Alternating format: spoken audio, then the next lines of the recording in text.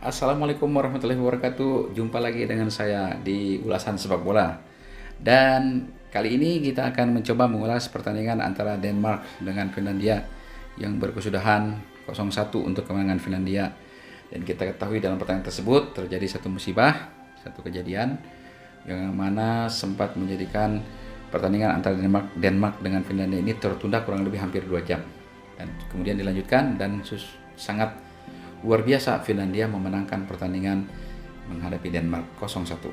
Dan bagaimana jalannya pertandingan tersebut atau bagaimana taktik formasi yang dilakukan oleh kedua kesebelasan, nanti ikuti daripada ulasan ini. Namun jangan lupa subscribe, bunyikan komennya, kemudian loncengnya dan juga like-nya, dan beri komen yang oke agar tambah semangat lagi channel ini. Dan perlu diketahui bahwa Denmark menguasai pertandingan bukan berarti bisa memenangkan pertandingan, dan kita bisa belajar bagaimana Finlandia yang secara kualitas masih di bawah Denmark bisa memenangkan pertandingan dengan formasi yang dilakukan oleh masing-masing pelatih, ya. Luar biasa. Saksikan. Teman-teman pecinta bola, sekarang di depan kita ini ada papan strategi dengan formasi 1-4-3-3. Dan kita akan mengulas yang pertama adalah pertandingan Denmark melawan Finlandia yang berkesudahan 0-1 untuk Finlandia. Dan kita di sini adalah satu diagram formasi strategi dari kesebelasan Denmark. Kita belajar bagaimana Denmark dengan susunan pertama dalam pertandingan tersebut adalah dimulai dengan penjaga gawang Schmeichel. Kemudian 4 pemain belakangnya ada dalam Weiss. Kemudian ada Kjaer sebagai kapten dan Christensen. Kemudian juga ada Michel. Dan tiganya di gelandang di sini ditempati oleh Delaney yang berposisi di sebelah kanan gelandang kanan. Kemudian ada Hasberg dan juga Eriksen.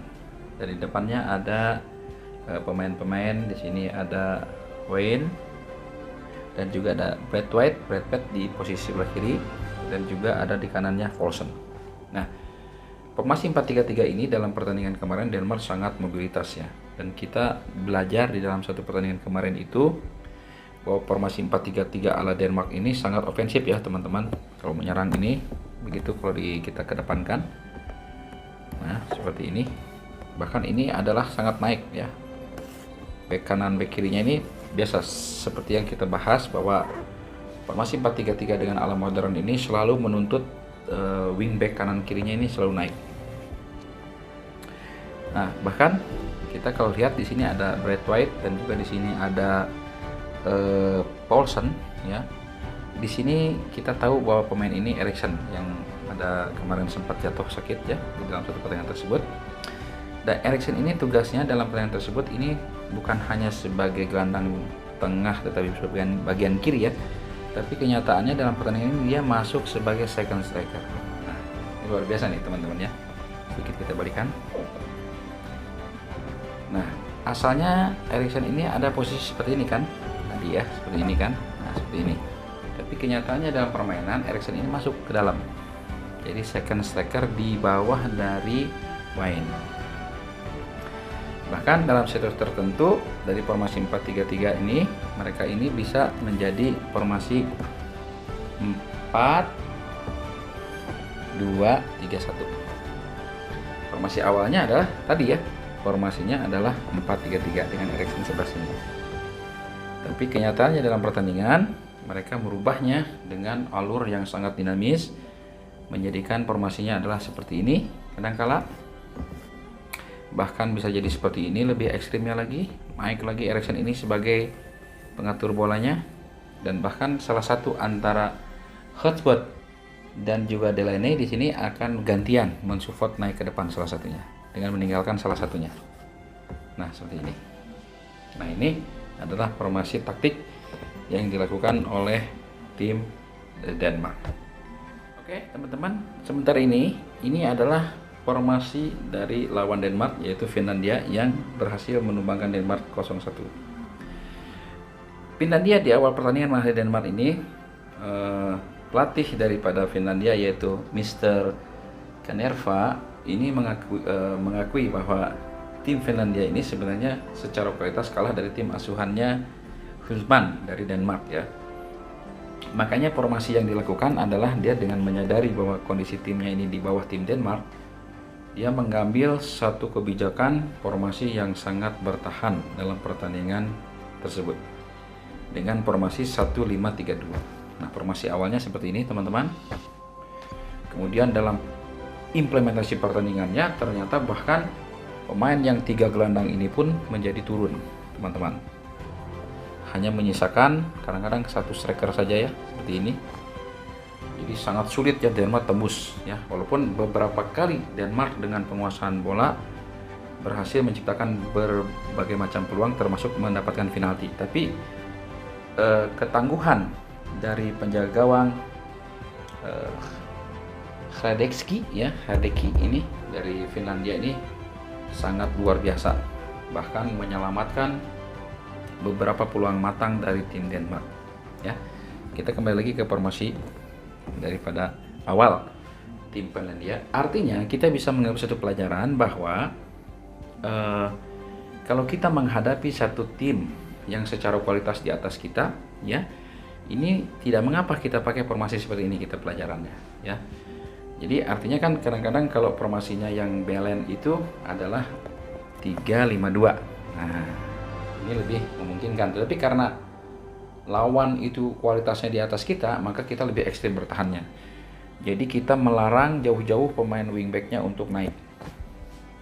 Bahkan dalam pertandingan kemarin itu sangat luar biasa ya kegigihan daripada pemain Finlandia ini dengan keterbatasannya ini secara teknik dibandingkan lawannya Denmark, sehingga pelatih mereka mengambil satu kebijakan untuk mengambil formasi dengan ekstrim bertahan 5-3-2 ya, dengan menerapkan satu pertahanan yang rapat. Kemudian kalau memang ada celah terutama dari tendangan sudut, membuat satu pelanggaran di daerah lawan, nah di situ akan dimanfaatkan oleh mereka menjadi gol.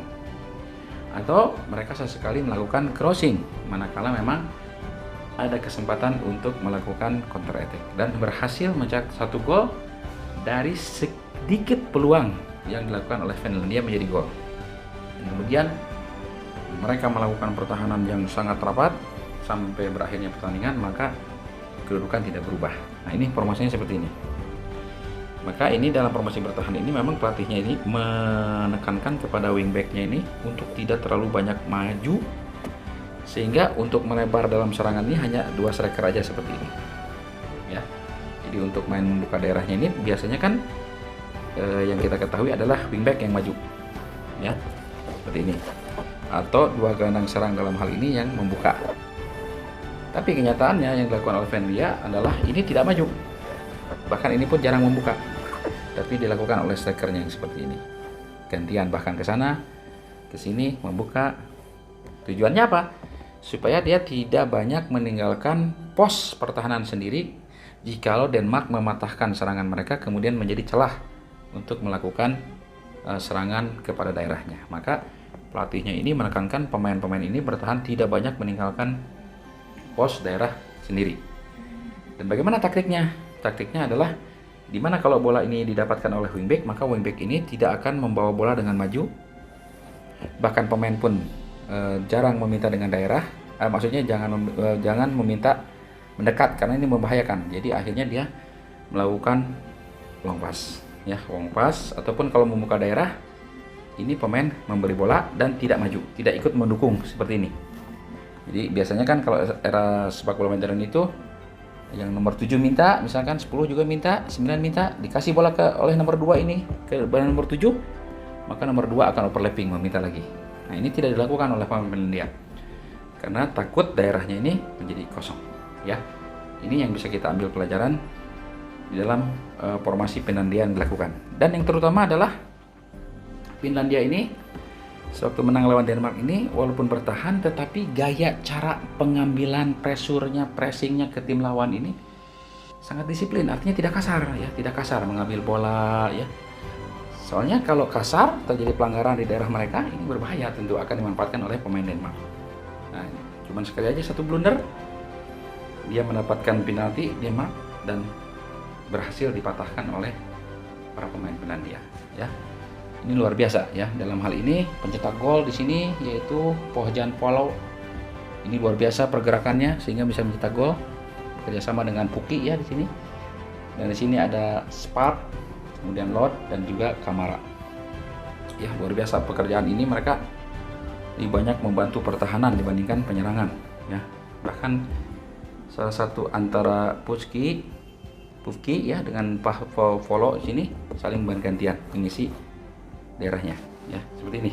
Ini bisa kita ambil pelajaran manakala kita mendapatkan tim kita di bawah daripada tim lawan ya. Sering-seringlah nonton sepak bola ya. Oke, teman-teman, tadi kita barusan sudah mendengar bagaimana ulasan tentang formasi dan bagaimana permainan ya, secara taktik di papan yang sederhana yang saya tadi buat. Dan kita bisa belajar sesungguhnya Finlandia dalam pertandingan tersebut adalah sangat-sangat sabar di dalam bertahan dan penuh dengan kepercayaan diri untuk bisa menghalau serangan yang sangat dinamis dari kesebelasan Denmark. Dan kita bisa belajar di situ, kalau kita mempunyai satu kesebelasan yang memang di bawah daripada tim lawan, maka kita boleh kurang lebih menerapkan seperti itu, tapi dengan cara yang juga bagus ya, tidak kotor, tidak kasar, dan menjadikan pertandingan tersebut enak untuk dilihat dan menjadikan satu indahnya seni dalam sepak bola. Mungkin itu sedikit banyak, nanti kita jumpa lagi dan terima kasih. Assalamualaikum warahmatullahi wabarakatuh.